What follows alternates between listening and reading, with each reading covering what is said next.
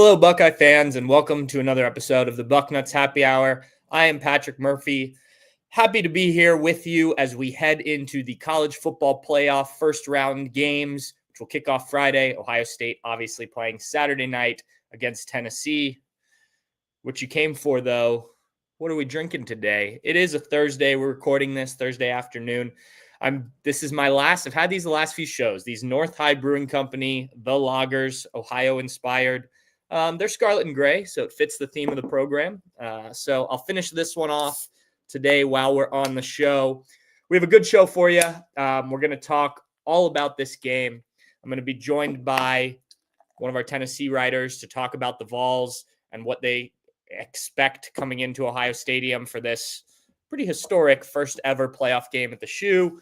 And then we're going to get into the Ohio State side of things, sort of why I think Ohio State fans should still believe in this team. I know there's a lot of negativity going around after a fourth straight loss to Michigan. I get it, but I still think that there are reasons to be optimistic about this Buckeye team as they head into the postseason. But let's start in the Tennessee side of things.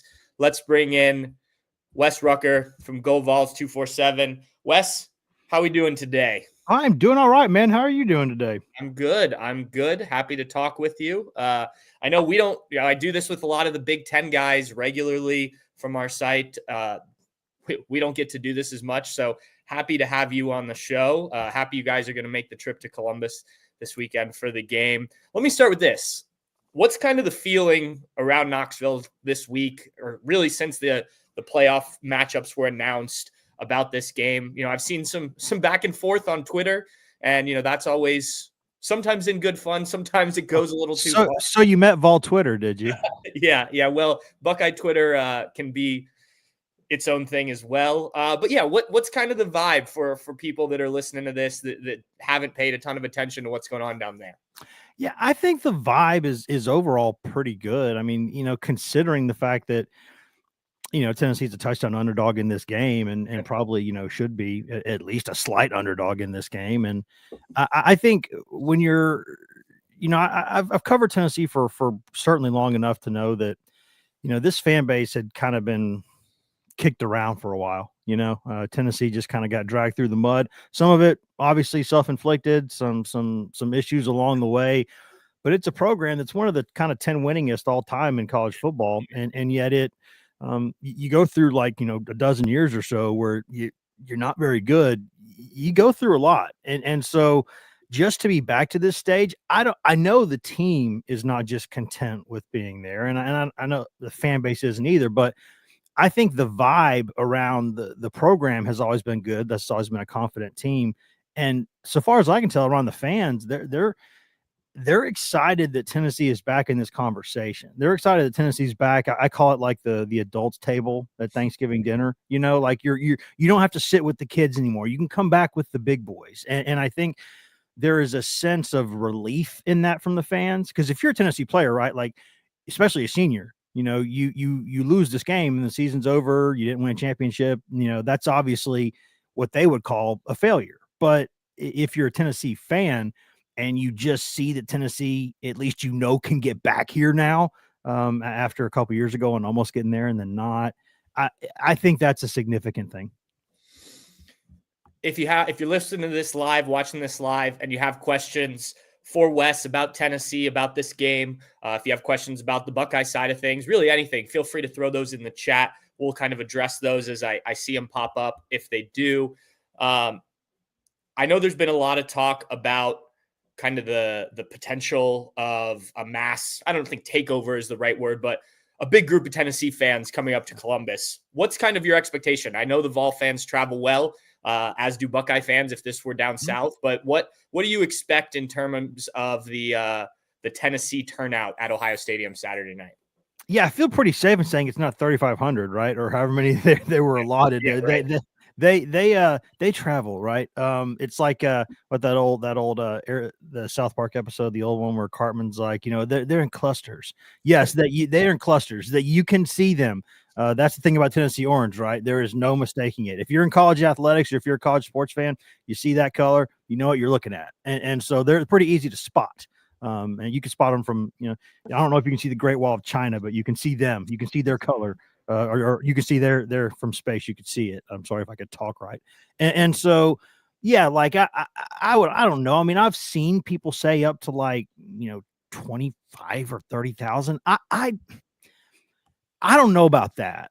It could be. I mean, I would not be shocked. Tennessee's been waiting for a long time to go do, to be back in a game like this. And, they do really well in basketball travel too. It's just last season they were in Detroit against Purdue in the the Elite Eight. And so that was hard proximity wise to get that many in the building. But this is going to be, I would expect there will be a lot of them. And they will be there and they will be loud and they will be trying to help, but there's going to be no mistaking that you're at the shoe. Like I think you're going to know that, look at the crowd and you can say, oh, this is a big traveling contingent, but you'll know you're at the shoe. Yeah. Earlier this year, we were out in at Oregon and there was a huge Buckeye contingent there.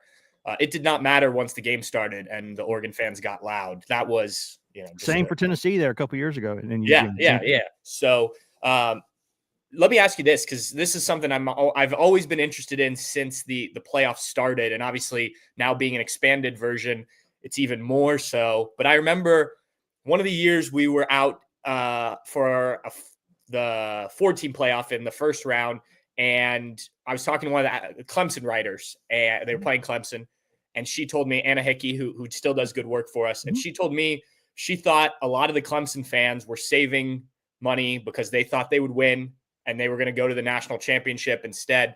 Do you think some people are looking at this as, hey, this is first time in the playoff, let's go see the shoe? Or do you think people will kind of look ahead to a potential Rose Bowl trip? I know Tennessee doesn't get to play in the Rose Bowl all that often. Has there been any discussion about that, considering there are multiple games to be played potentially beyond this if Tennessee wins? I haven't heard from many people that they would be saving for that trip. I've heard a significant number of people say they're going on that trip. If it happens, they'll just do both, or they'll because of, it's not like it messes up Christmas plans, right? I mean, it's a week after that. So I think there is a big, the shoe is one of those places that if you're a college football fan, and I know this is, it's the SEC and people talk about all SEC this, all SEC that, and there's a lot of pride in the league, but one of the things that I really desperately hope doesn't get away from college football is going to games like this during the regular season. I hope that doesn't go away. And I'm terrified that with scheduling, that's going to happen, because if the committee's not going to reward strength of schedule, then I wonder if you're ever going to see many like this again. Yeah. So I think there is an understanding from people that if it's not like a first round playoff game, they might not get a chance to go do this. So what will be your choices? Tennessee plays there occasionally, or maybe Ohio State one day is hosting an off week or has a game where Tennessee has an off week, and you want to go up there and see it then. But the shoe is one of those places that you're going to want to see. Right. And so I think there are a lot of Tennessee fans who are somewhat excited about seeing a game in that environment, just like it would have been if it had gone to Happy Valley or somewhere else. I mean, there's places that you don't always see, or you see them on TV. I mean, I'm even excited. I can tick this one off the bucket list myself. I've been there for a Major League Soccer game years ago. Nice. I remember with the crew, I have a big buddy who, this is like right around when the MLS started, and we went up there and saw a bicycle kick goal for the Columbus Crew in that game. But now it's to go there and cover a game, for me, I'm excited about it. And so I would imagine, I know there's a lot of Tennessee fans who would rather the game be at Neyland, but they're excited that if they got to go somewhere, it's not like SMU or somewhere, like they're going to the shoe, which is, if you're a Tennessee fan, you think of yourself, they do as a blue blood, and they probably should historically, to go to another one like that. I think that's something that they're happy about. Yeah. And I think it would be the same if this, the matchup were flipped, going to Neyland. I think kind of the same thing that you just said about the shoe would apply. I know I'd be excited to go down there. Given the time of year, I'm not disappointed that I don't have to travel. I feel for you guys having to get up here, but it would be a cool experience. And I think you're right. Like, Ohio State has a home and home with Texas the next 2 years, which is still on the schedule. But the ones that they have scheduled after that, I don't know if those will happen or not. And I agree with you. I think that's bad for college football from a fan perspective, and even from us. Like, writing about Ohio State playing Marshall is not nearly as fun as Ohio State playing Tennessee or Texas, right? Nope. Those games just, I hope they don't disappear. We have a question here from Robert McIntosh. How healthy is Tennessee going into Saturday? I think that's a good question. I think what's funny, because we got to see about 10 minutes of stretching the other day for the first time since August. And so, it didn't used to be that way at Tennessee, but it is now. And, because they practice in the morning, they do all year long. They practice in the morning first thing. And so, they've always said that the way Heupel structures practice, they get into team stuff really early. So like, we'd let you come out here and watch stretch, but they get right into team stuff. So what's the point? I'm like, we'd still like to go count. Yeah. But they look to me okay. I think the defensive line has benefited from the past 3 weeks, because they've been a really deep group, but they had a bunch of guys go randomly with some little stuff around the same time. They're excited there. I mean, Dylan Sampson, getting him 3 weeks off his feet could do wonders, just for everything he's been playing through. The receivers are a question mark. Now they're going to play, but like all of them are practicing in red right now.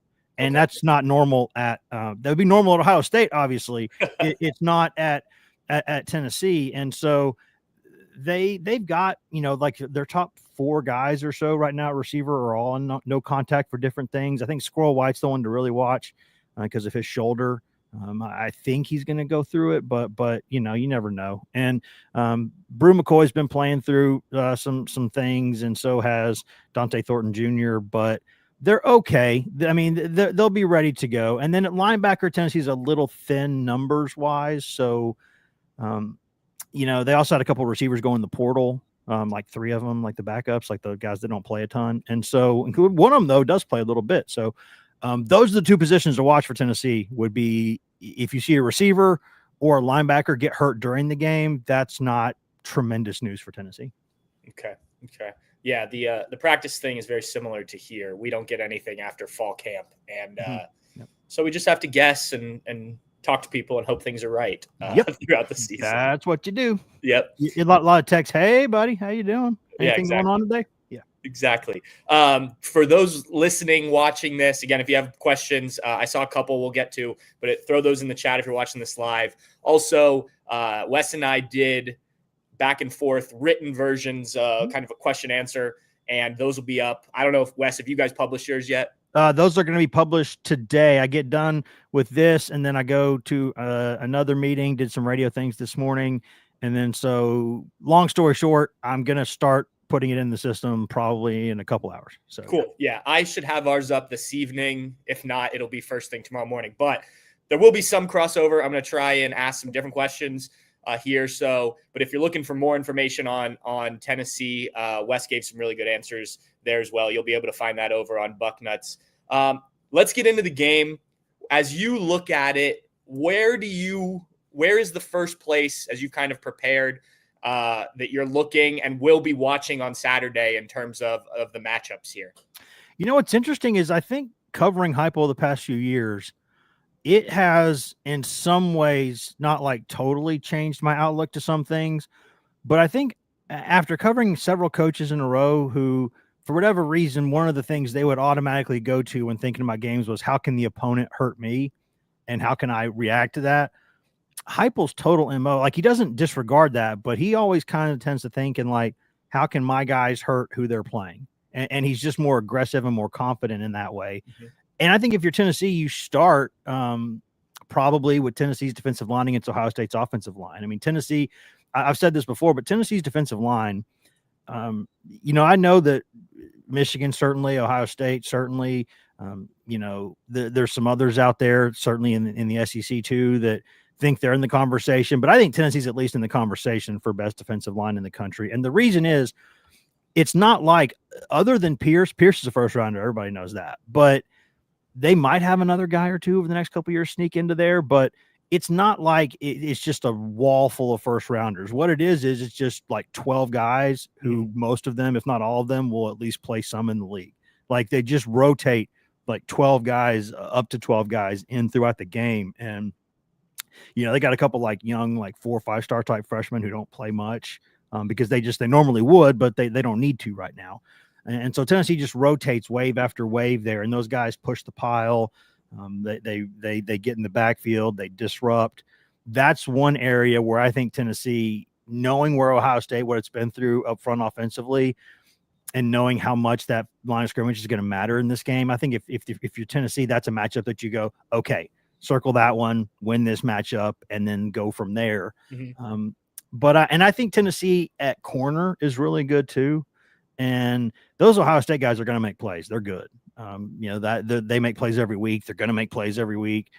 But Tennessee with McCoy and Gibson is pretty good there. Those guys are going to play on Sundays, and McCoy is an All-American now. And so they feel pretty good about that. If I'm Tennessee defensively, safety, they're just okay. They're not bad. They're okay. And I would say the same at linebacker. They're young, so they're just kind of okay. They do some of that stuff where they kind of occasionally they zig when they should zag and those kind of things. But if I'm Ohio State, I am trying to make the Tennessee safeties and linebackers make sure they can cover my guys. I would test that. I would get Tennessee in space. Don't play in a phone booth. That's what Tennessee wants you to do.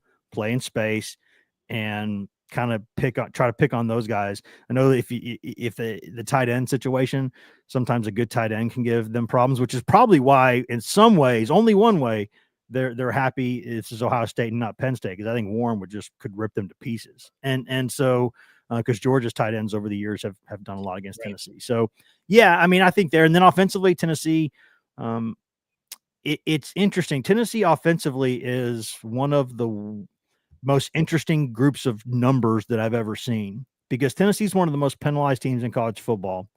And this is the first type of offense that really doesn't have a ton of splash plays. So you put those two things together and you go, oh, well, they're just average offensively. They're like top 10 nationally in scoring and stuff. And it's like, how do you, okay, so you're one of the most penalized teams in the country, like near the very, very bottom, and you're not making a ton of splash plays. What the hell are you doing? Like, how are you doing this? And I think they're just very consistent at doing what they do, and it works more often than it doesn't. So, but they could make splash plays. They've left a ton of points and field and yards on the field every game. There were 2 weeks in a row where I promise you, I went back and watched it to make sure, like basically 30 points in a first half, 2 times in a row, they just left on the field with plays that were there. They didn't make them. And so that can be frustrating.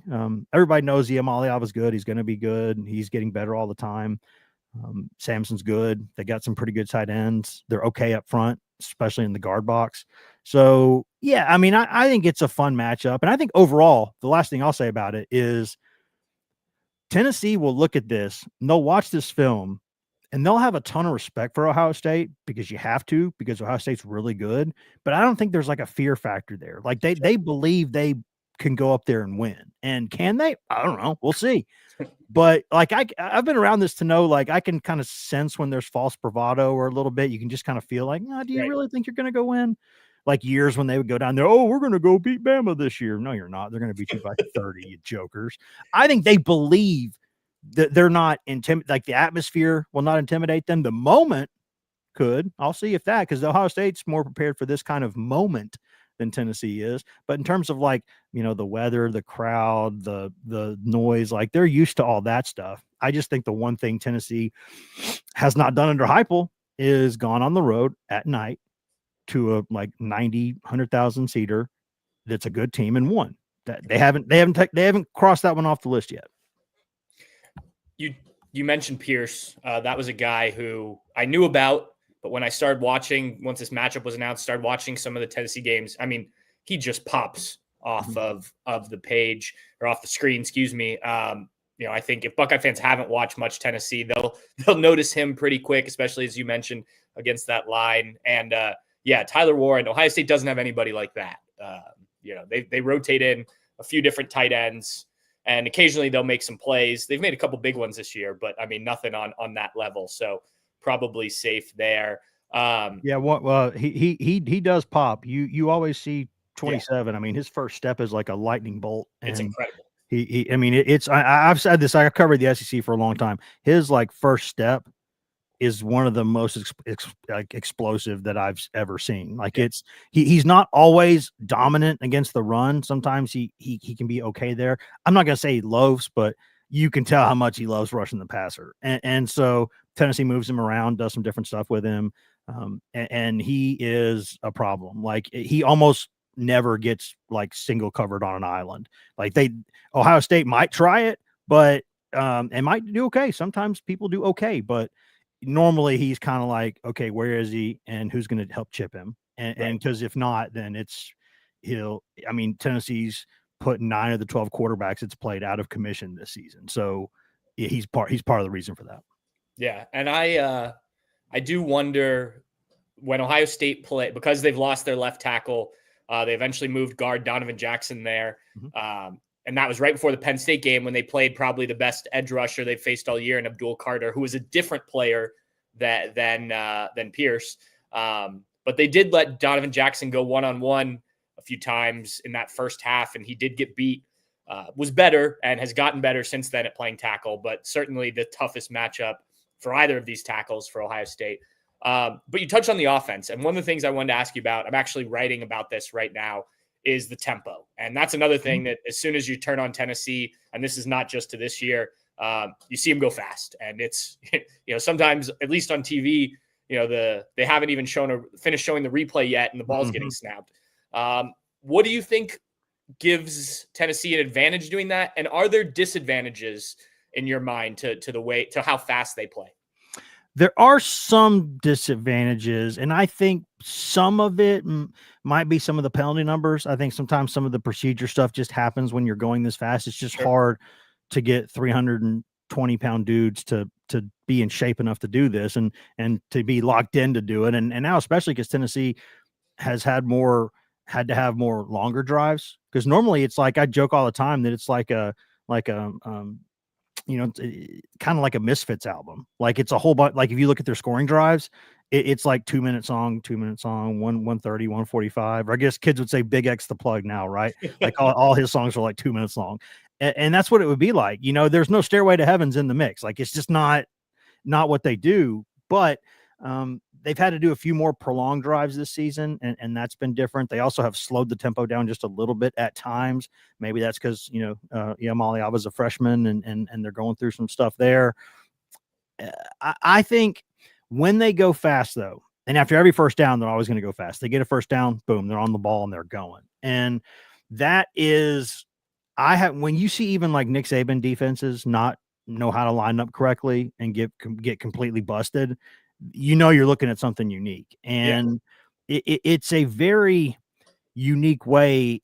The way I describe it is kind of how, in general, offenses are designed to create space. Defenses are designed to eliminate space. So defenses want the game compacted. And Tennessee makes you to defend every blade of grass. Like they start every play with those comically wide receiver splits most of the time. They'll bunch occasionally, but they're usually sideline to sideline, and they'll take vertical shots too. So you're having to defend the entire space, and that makes people uncomfortable. And they go really fast at that tempo. And so you can't be as complex with some things because you're going that fast. And so there's negatives to it, certainly, but it just, they play a numbers game is what it comes down to. Like the defense will kind of show them what they're going, what play they're going to run, what the offense will do, because they're just spreading the field out as far as it goes. They're looking at the box. If the box says run, they're running. If the box says throw, they're throwing. And it's hard to disguise man or zone because they'll put guys in motion occasionally and you'll have to show. But what's happened is, and this has been a kind of a cat and mouse game in the SEC for a while now, some of this 3-2-6 stuff started a little bit last year, has given this group some problems. And there's finally a wrinkle where they can look like they're kind of backing off, but they can safeties can kind of shoot into the box late, and they can kind of mess up the numbers a little bit. And so they can leverage Tennessee a little bit that way. So there's a lot of teams in the SEC who against Tennessee will run a defense. They will not run the rest of the season. Mm-hmm. And like Mizzou, Arkansas, a little bit Georgia too. I've seen people put in stuff like in the off season a little bit like put a pin in it and remember it Tennessee week. And then they get to Tennessee week and, okay, we're doing this. And it's a copycat league. It always has been. So people are seeing that stuff now.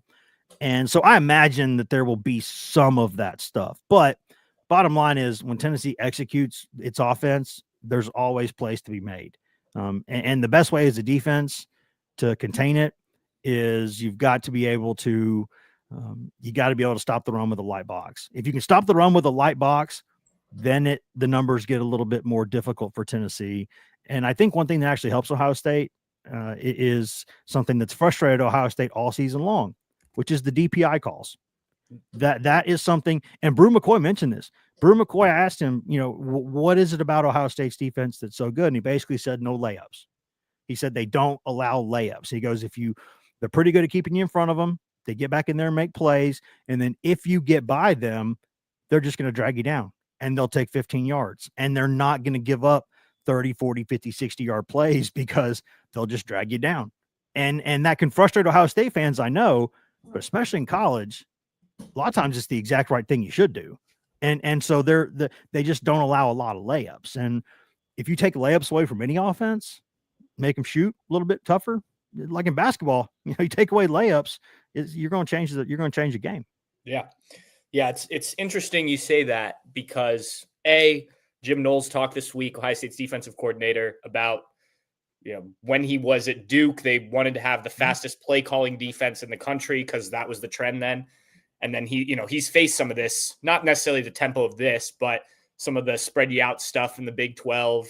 Caleb Downs obviously was a part of this game last year and talked about his experience in it. So it'll be interesting to see kind of how Ohio State does it. And Jim Knowles did say, someone asked him about, do you look at some of the games where teams had success against Tennessee? And he said, yeah, you look at everything and then you go try and do it. And then you look at it again. And, so. Tennessee does slow down on third downs now. That's one thing that they didn't used to do as much before, but now they do it a lot. And to be candid, I just don't like it. I've asked coaches about it a couple times this season. Like, why are you slowing down so much on third downs? Like what? And asked Halsley again about it, the offensive coordinator this week. And he said, the goal is not necessarily to be fast. He said, that's a goal. He said, but the goal is good, efficient football plays. Sure. He goes, and if it takes whatever, every team's different. If you feel like you're giving a team a chance on third down, if you slow down just for a second and look and see what's going on, then he'd rather do that. But I don't like it, especially on the road. I don't like it on third downs on the road. I think it's just asking for disaster because you're just letting the crowd get louder and louder and louder and louder. And that doesn't work well, I don't think. So, but again, I'm me and they're college football coaches. So They probably know more than I do. I just don't, I don't love it. But I will say Tennessee's tight ends are somebody to watch. They're kind of a three-headed thing at times. And that's probably why people don't talk about them as much, because if you put all their numbers together, that's a really good tight end. But they help Tennessee formationally. If you want to go fast, you got to have tight ends who can do a lot of stuff, or you're going to be in the same formation all the time. Yep. Yeah, and it's similar in terms of you saying you don't like slowing down on third down. Like Ohio State has slowed its offense considerably, despite having Chip Kelly and Ryan Day. Weird. And I get, they want to huddle some. They like that they have a veteran quarterback in Will Howard. But I'm also like, what worked against Michigan, for instance, offensively was their 2-minute drill right before halftime. And then they never went back to that tempo again. And I don't understand. Defenses don't like it. Defenses like it. I don't know. Like it's been a while since I've actually read the Art of War, but don't ever do what your opponent wants you to do. Yes. Don't do it. That's like Tennessee's defense wants you to run the ball directly at them because it never works. Even Bama, Georgia, it just doesn't work. And so they're like, yeah, please, we would love for you to take this football and run it directly into all these 300-pound dudes. That's perfect. Don't want to get these linebackers and safeties in space isolated. Let's keep this in the phone booth. And so, yeah, they sometimes will even show fronts and things that are like beg you to run the ball at them because they're like, you want to do it? You want to do it? You want to do it? And then people will still do it. And it's like, oh, another 2-yarder, another 1-yarder. And it's like, perfect. Yeah. So don't do what your opponent wants you to do, man. Yeah. Well, if Ohio State pulls out the game plan they did against Michigan, I think we could call this game now, and because that is exactly what Ohio State did over and over and over again. Weird to watch. Yeah, it was. Got a question from Rick Montoya. Is the Tennessee quarterback, and I'm going to try it here, Nico Emil? Never mind, I'm not. How do you pronounce it? Iamaleava. Yeah, all right. Well, it became pretty clear early in his recruiting process that Tennessee was like very much in play there and was probably going to get him. And so there was time on this end to prepare because I'm not our recruiting guy. So we got a couple of recruiting guys. That's not me. But when it's a 5-star quarterback, everybody gets in the box and swings, right? And so I would go on other shows and SEC Network and all these other things. People would ask, so I'm like, I better get this one right. So Ia Maliava. But I tell everybody all the time, including friends in the TV business, man, just say Nico. It's all people know. People know who you're talking about. Just say Nico. Yeah. But yeah, the question, it's a good one from Rick about, is he ready for the stage? I don't know. I mean, I don't know who does, right? I mean, that's he is a very different type of dude than most people would probably think he is. Like, cause you would see him like doing some of the 7-on-7 tournaments and like, fun haircuts and pink pajama pants and stuff. And you're like, oh, I bet there's this kooky character here. Nope. He is the quietest person in every single room that he's in naturally. Okay. He is like basically, you think of your stereotypical Southern California kid, cool, laid back, just kind of, that's who he is. Now he'll talk up when he has to, but with us, you got to shove that mic. You got to have him eat the microphone usually to hear him. I mean, it's hysterical, but he is physically as talented as you're going to see. There's a reason why some considered him the number 1 overall prospect in the country 2 years ago, but he's a freshman and his numbers are good. He's been okay. At times he has occasionally done something he's not supposed to do, but considering his age and the role that he's in, I think he's had a really good year. And is he ready to go with, first off, the weather? He's the only guy on the team who I'm thinking, is he really? Because he's from Southern California and he's played 1 game in the snow in his life, and that was a 7-on-7 game. Right. So he's joked all week about, it's more about you guys. Like, I'm all right, but we'll see. He's got to go prove it. But I don't know if he's ready for this stage. I know that he's physically good enough for this stage. I think mentally he's tough enough for it. But you get, until you've done something, man, sure. It's fair to question anyone to say, well, you're not ready until you prove you are. And so I think would it surprise me if he went out there and had a really good game? No, it really wouldn't. But, I don't know if I'm predicting it to be like a seamless game for him. I think that environment, those kind of stakes, like, I don't know if he's just going to go up there and be, Johnny Mox in this thing. I think he's probably going to have mostly a good game, but have some tough moments. All right. And the last thing I want to ask you about, other than this game, as you look at the playoff first round games, which game are you most excited for, most interested in, most intrigued by? What would, if you had to only watch one other game, what would it be? Ooh, let me think here. I don't think it wouldn't be Clemson, Texas. I don't think, because I've seen this movie before with that. Texas is the one team in the SEC that, like, it's weird to say this, but not totally 1,000% there with yet, because I don't know, like, even some of the other teams, I know what their warts are and I think they're okay. Texas, I mean, they haven't played a great schedule. Like, Texas's best win this entire season is at Vanderbilt. Mm-hmm. And while that's a better win than it almost ever is, like, Bama went there and lost, Tennessee went there and played an interesting game for a while, Texas did too, and kind of was lucky to get out of there. And so I'm not totally there yet with Texas, although what it did against Georgia was impressive in some ways. But I don't know. I mean, if SMU can score, SMU Penn State could be kind of fun, maybe.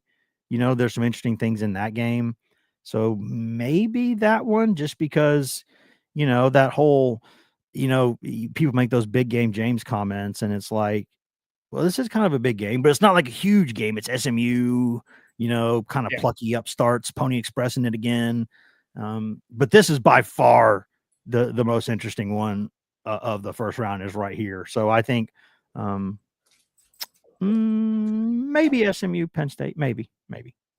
Yeah, I'm intrigued by Notre Dame, Indiana. Oh no, that one. I mean, that one's number 2. Like clearly, like this is 1 and that one's 2. Yeah, I thought you might be talking about the other 2 because I thought this is like a Big Ten-ish network. You know, I would have thought like, oh, that's a given that it's that one. But yeah, no, that's fun because I think Indiana's a super fun story, but it hadn't even played one ranked team all year and lost convincingly. So I don't know what to think there. Yeah. For me, it's more just like the in-state matchup of it. Like I heard somebody call it the Indiana State Championship game in the college football playoff, and I like that. Purdue doesn't have any say in that, and so I think it'll be interesting. Plus, did you see on social media the some of the things that Notre Dame added to the menu of things you can buy at the game? I did not. What they do? Oh man, they got like this bread pudding, like with Irish kind of with Bailey's cream on it. That I saw this picture and I was like, oh man, can I get over there just for that? Can I get a credential just to go into the stands and get one of those? Yeah, it looked fun, but that's a fun game for sure. Yeah, it's not a far drive from here. We did it when a couple years or 2 years last year, I guess. There's actually a guy on the beat, and they do some more like general Northern football stuff. He's going to both games, so he'll have quite the weekend. Nice. Yeah, so we'll see what he thinks. Anyway, Wes, thank you for coming on. I know you've had a crazy busy week. We've talked about that. It's been crazy up here. Really looking forward to this one. Looking forward to coming and officially meeting you guys in the press box on Saturday. And if you need anything, please let me know. Well, dude, man, it's nice to be here. Yeah, it's a lot going on. I mean, it started like there wasn't even a summer because Tennessee went to Omaha and won the College World Series, and then and that was after basketball got almost to the Final Four again, and then like now they're number 1 in basketball again. You can't miss anything they're doing, and it's like, and then my kid got the flu this week. I was like, oh, what else can we throw onto this situation? What else can we do right now? I hope if you're any of my family's watching, I really, really hope that I got all of y'all Christmas presents, big Catholic family. I'm trying to keep the list and make sure I did. So I hope that I did, but I got this pen here. I'm about to go over and double check. Yeah, good call. Well, appreciate you giving us almost 40 minutes here. So thank you. I really do appreciate it. And like I said, we'll have those written pieces up on each of our sites here probably by this evening, if not by tomorrow morning. So thanks again, Wes. All right. Talk to you soon. Thanks again to Wes for jumping on. Him and I have been texting, talking back and forth this week. And like you said, his kid's been sick. It's been a crazy week, even for us up here with the schedule that Ohio State had. The college football playoff dictates the media schedule for these games. So it's different than a normal game week in some ways. But this is fun. I'd rather be doing this than, being a team that's covering Alabama or something right now where you have a game that no one's going to be that interested in. So I am not complaining about the busyness of the week at all. And I'm very much looking forward to Saturday. All right. We talked a lot of Tennessee there. Let's get into the Buckeye side of things. And I want to start this off by saying, when I see this, the frustration, the anger, disappointment, whatever word you want to use from Buckeye fans, be it people I talk to in person, social media, our message board, I get it, right? Like losing that Michigan game was completely unacceptable. That is not a good Michigan team. Say what you want about throw the records out. Like Ohio State is so much better talent-wise than that Michigan team. And you have every right as an Ohio State fan to be mad about what you saw on the field there. And I get it. I completely do. But I also think that doesn't take away from this team in terms of what it is overall. It certainly taints this season a little bit, regardless of what happens in the college football playoff. But that doesn't change the fact that however many seniors came back and accomplished what they did throughout most of the season, winning 11 games, 2 games against top 5 teams, losing by 1 on the road against Oregon, which, not an accomplishment, but certainly, something no one else could do. No one else had Oregon that close. Well, maybe Boise State, I guess, but that was early in the year. My point is that I think there are still reasons to be optimistic about this team. And I said it on this show, I've said it on other things previously, but like for me, I almost, as I'm looking at Ohio State's potential playoff run and how this is all going to go, like I almost throw out that Michigan game. And I know that's not really fair. That's part of their resume. It's part of who they are. But sitting in the press box at Ohio Stadium during that game and talking to Steve Hellwagon, who sits next to me, and like that, it looked nothing like Ohio State from weeks 1 through 11. Even the Oregon game where Ohio State loses, like, the offense was still good. It was moving the ball. You get the ball at the end of the game. I think a lot of Ohio State fans felt confident that the Buckeyes would go down and win that game. I remember standing on the sideline when they got the ball back with a couple of the other writers and being like, all right, here we go. This might be Notre Dame all over again. This wasn't your best performance, but you sneak out of here with a win. And, all of that is still in this team. I know people are very pissed at Ryan Day, at Chip Kelly, Justin Fry, name the coach. I get it. I completely do. But I also think like these guys didn't forget how to coach, that the way that they got to, 10-1 before that game. These players didn't forget how to be good at football and what got them to 11-1 before that game, or 10-1 before that game, excuse me. And like, I just think that this Michigan game, and, this is currently a Ryan Day problem that he's going to have to sort out, it's so much in their heads. And I've said this before, so I'm sorry for repeating myself, but I think it's part of the larger point that the fact that you can't lose that game and the pressure of it, it's just got to them. And obviously Ryan Day felt like he needed to prove, and I don't know why this continues to be a thing that they do and talk about, but prove toughness and we can run the ball. It's that, like, the Lou Holtz stuff after the Notre Dame game and everything. And like, this goes all the way back to 2021 when I forget who was it on the Michigan staff after they beat Ohio State, went on something and questioned Ohio State's toughness. Like this, for whatever reason, is in the heads of Ryan Day and this staff, these players, and like, feels like they have to prove something, right? Well, no, you just have to go out and win the game. And they didn't do that because they were trying to be something that they weren't. Well, the thing about it is Tennessee isn't Michigan. I don't expect that same kind of tightness, that same kind of nervousness, the same kind of play calling, the confusing stuff that we saw against Michigan in the Tennessee game. I expect to see what we saw the rest of the season, which is an offense that was really good and creative. Chip Kelly called some really good games, not perfect. There are some things that I expected to see that we never saw, stuff like that. But there is still that side of that team here. And I think that that's what you'll see on Saturday. Maybe I'm wrong, and if Ohio State comes out and looks like they did against Michigan, I'll admit that I was wrong. And then I think we have to have some serious conversations. But I just can't, I can't let the Michigan game, as bad as it was, completely change my opinion on this team. And I think that's happened with a lot of fans, some media, both nationally and locally. I think that like it's this one game, this recency bias of this game, and it was really bad.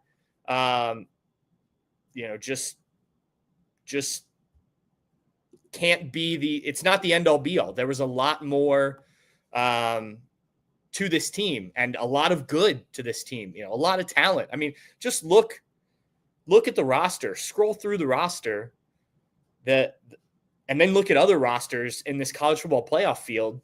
There's a reason this was the number 2 team in the country by 3 different polls for the vast majority of the season.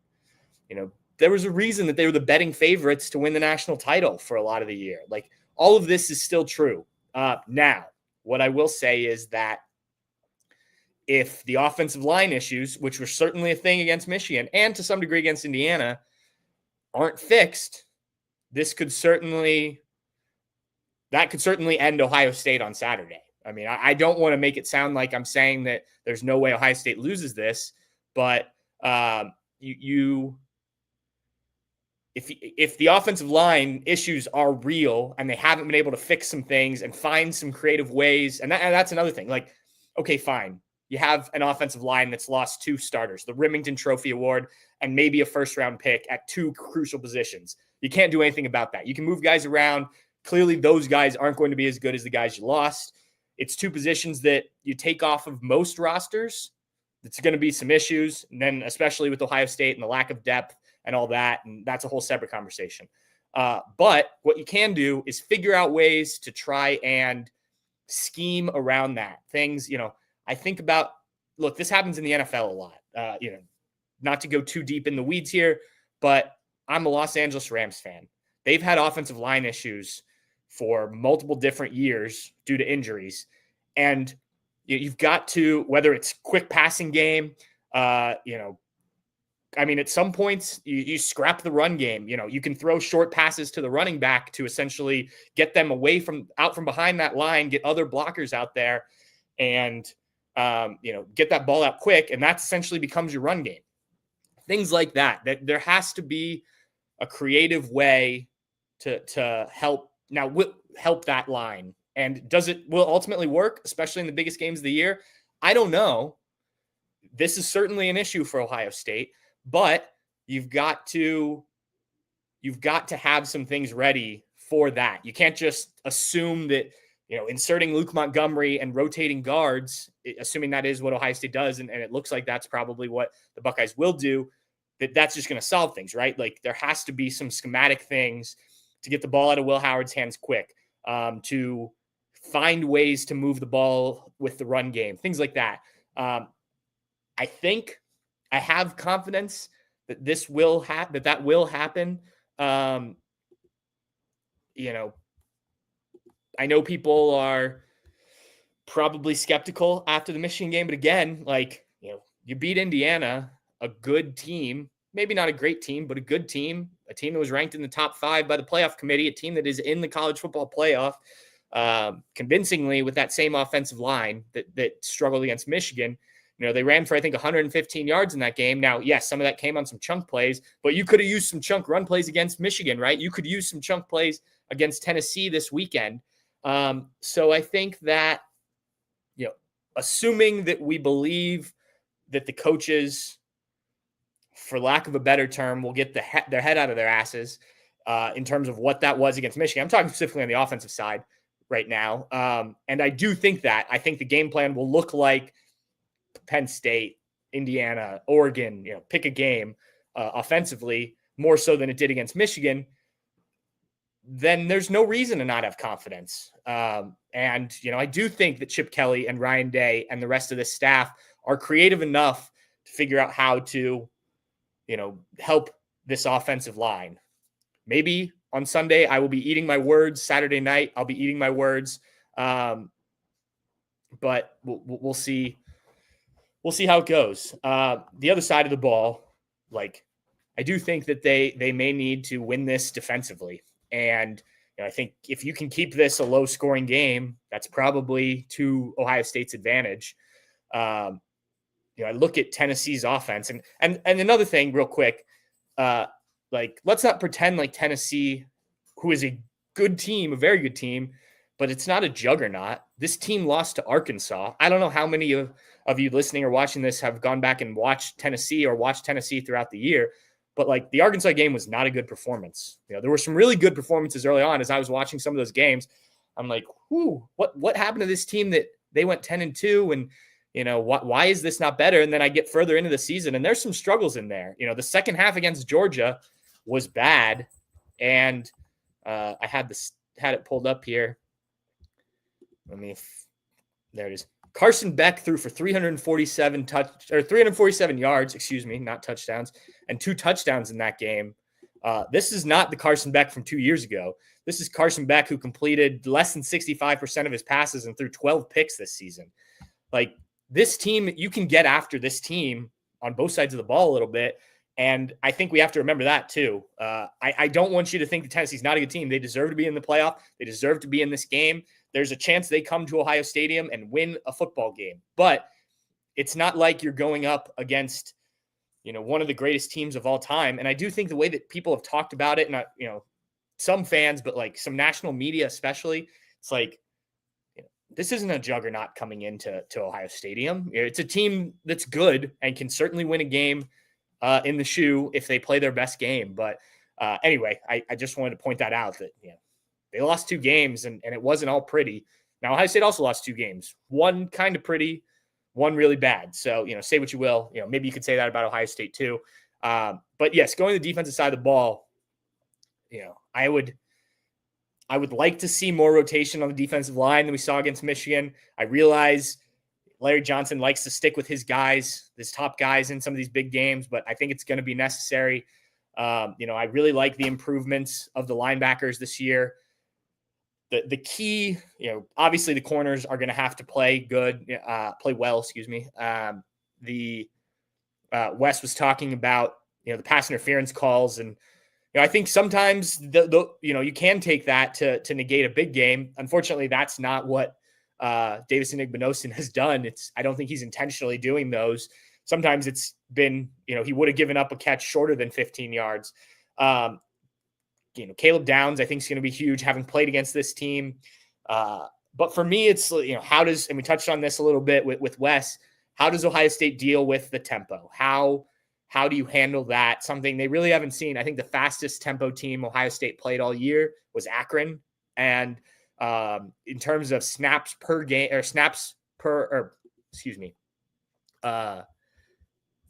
what is the stat here? I have it pulled up. Seconds per play, Tennessee is just over 2 seconds faster than Akron. So if you play that out over the course of a game, that's quite a bit. So like, that's the thing for me. Now, I'm writing about this. I'll have a story up on Bucknuts here in a little bit, but Jim Knowles has dealt with this, as I was saying earlier, some. So I do think the Buckeyes will have some preparation for it. But as Sonny Styles, I think it was, said this week, like, until you go out and play against it and actually see it on the field, like, you can practice, but they're really good at it, right? And so, it will be sort of a wake-up call, I think, early on. But the big thing is, like, not letting them start to pile up first downs, because that's when Tennessee can start rolling. And Ryan Day talked about it, getting off the field, getting Tennessee to third down, and then getting off the field on third down. I think it is going to be key. And turnovers, I mentioned that on one of our shows earlier this week. If they could force some turnovers, man, that's a way to slow them down, right? Get them off the field with turnovers. So I think, I have confidence in this defense. They sounded confident this week in a good way. So I don't know. I understand the frustration, and I get why that leads to negativity. I think if Ohio State wins this game, that changes some of the conversation. But for me, like, I can't let the one game that I think is a weird game for Ohio State and Ryan Day, and I know how much it means to Buckeye fans, I just can't let that cloud what I think of this game. And I think that's happened for a lot of people, in the buildup. And I'm not just talking about fans. Again, some people I've heard, on TV, stuff I've read, like, it's like Ohio State has no chance in this game. It's like, well, the Ohio State's the home team, the favorites. Now they were the home team, the favorites against Michigan too. But again, I don't see this as the same game. I want to get to some comments, questions I saw during the chat, or during this from the chat, and then we'll shut it down for the day. So here's kind of what I'm talking about. Jeffrey McDowell, I assume you're a Buckeye fan. I have absolutely no belief in Ohio State as long as Ryan Day is still at the helm. He's proven himself unworthy of trust in big games. I guess my response to that would be, like, what was the win at Penn State? Against a top 5 team against Indiana. I guess, do those not count? Only Oregon counts. Only, losing by 1 to Georgia after a penalty counts. Like, I get the frustration with Ryan Day. I think the Michigan stuff is real, but I think the big game stuff is a bit overblown. People kind of pick and choose what they want to call a big game. And, sometimes I think look at the result more than the performance. And look, the result's all that matters. But, like, if that game against Georgia had flipped the other way and Ohio State wins by 1, do you think people are calling Kirby Smart, some of these things? Now, Kirby Smart did win a national championship, but Ryan Day also got to a national championship, played an Alabama team without several guys because of COVID and maybe an all-time Alabama team. And look, I'm not here to just defend Ryan Day. You're allowed to have your opinions. I just think if we're talking about this game, I don't think this is a game I'm too concerned about Ryan Day. Again, if I'm wrong, I'm wrong. Mark Hines, hate to say it, long night for the Buckeyes Saturday night, going to get upset.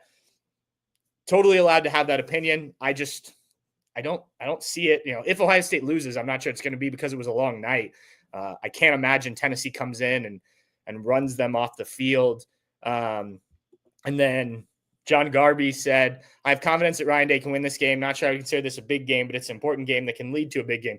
This is a big game. I don't think we should have any question about that. You are in the playoff. This is as big as it gets. Now, is Tennessee a top 5 team? No. I believe they were ranked 7, but this is, if this were a regular season game in the non-conference, this would be huge. This would be huge. 6 versus 7, Ohio State, Tennessee at the shoe at night. Like, this is huge. So I do think it's a big game. And if you don't believe in Ryan Day in the big games, then I think you should still have that opinion, because this is a big game, no doubt about it. Let's see. Fred, I am it. Sorry if I mispronounced that. You said, and based on the picture, I assume you are a Tennessee fan, and that is fine. Welcome aboard to the Bucknuts Happy Hour. Compare Nico and Howard's stats the last 6 games. Nico has played really well in those games. Will Howard hasn't been that good the last 6 games. I'd push back on that. You look at Will Howard since the Oregon game, 3 touchdowns, 221 yards, an interception against Nebraska. At Penn State, 182 yards, 2 touchdowns, an interception. Also had some huge running plays in that game. Purdue, 260, 3 touchdowns. Northwestern, 242, 2 touchdowns. Indiana, 201, 2 touchdowns, an interception. And then obviously the bad performance against Michigan. Now, Nico has certainly thrown for more touchdowns in some games, including the vaunted Texas El Paso defense and Vanderbilt, who I know is better than most people thought. But like against Georgia, he completed 60% of his passes, no touchdowns, no interceptions. Good game against Mississippi State with 2 touchdowns, but only 174 yards. Kentucky was good, 292 and a touchdown. Alabama, 194 yards, touchdown, interception. I'd say they'd play about the same. And I think both these guys, the team will need them in this game, but I don't think that you can necessarily say Will Howard hasn't been that good. He wasn't good against Michigan, no doubt about that, but Nico, not good against Georgia or Alabama. So, I think they've been about the same, really. Jeff Beaver asked, hey, Patrick, do you think the Buckeyes will try and run the ball or throw it more? What I think will happen, it depends, if we look at the final numbers, because like Ryan Day used this when we were talking to him after the Michigan game of like, well, we threw it like this amount of times, this amount of runs. Well, yeah, but you had a 2-minute drill right before halftime where you threw it, I think 8 of 9 plays or something like that. And then you had the end of the game where you were throwing. But if you take those out, like you didn't throw it more than you passed it. So like, I think when the game is in the the main portion of the game, I think the Buckeye, it depends too. If you're able to get some runs going because for whatever reason, I think that you'll use that, right? You're going to do what works, I hope. But I think they certainly have bigger emphasis on throwing the ball, assuming, it doesn't, the weather, not just the cold, I'm not talking cold, but assuming it doesn't get really windy all of a sudden, or, it's not snow, rain, whatever. Though I still think you can throw in the snow, no problem. I've mentioned that a few times. I don't know why there's this theory that you have to run the ball in the snow. Ask Jameis Winston and the Browns about that. But I think the Buckeyes will certainly have a bigger focus on the throwing and getting the ball to those weapons in this game. Whether that turns out that they actually, say they're up 14 points in the fourth quarter and had some success running the ball, you're probably going to run the ball and try and run some clock, right?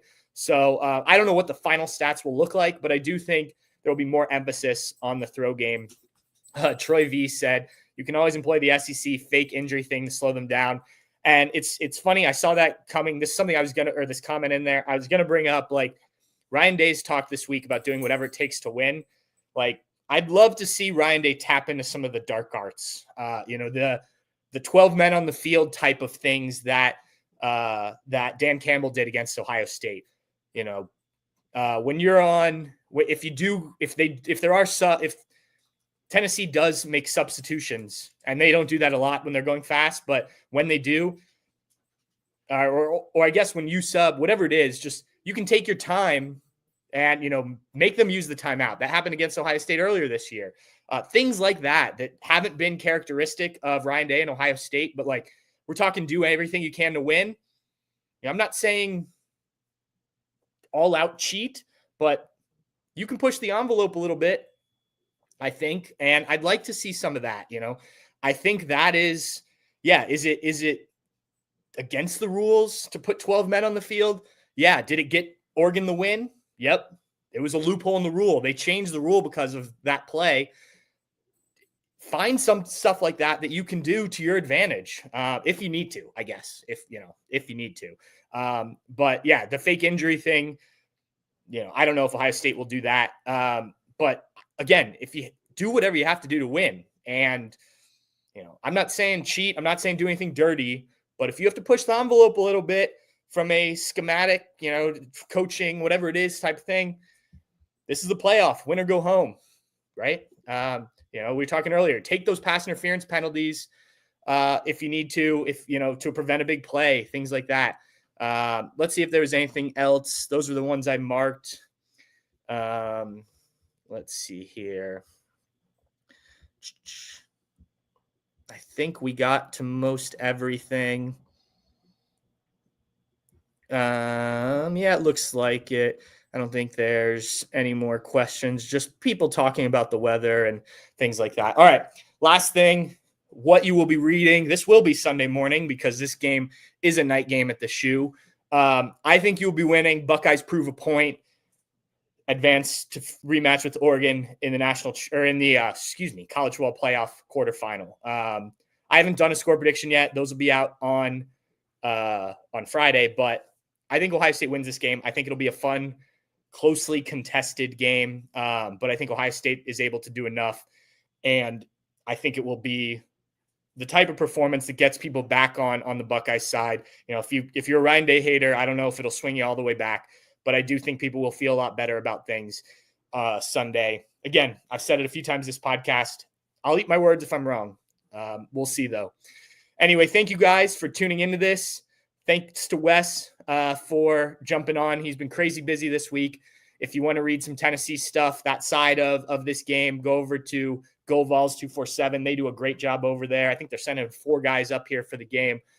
So they've been covering it like crazy on that side of things. Stay tuned to Bucknuts. Like I said, there's a lot we still have coming this week. And if you're a Tennessee fan that jumped in here, whether it was to troll Ohio State fans or just to listen, I appreciate you jumping on. So thank you guys. And we will talk to you after the game on Saturday night.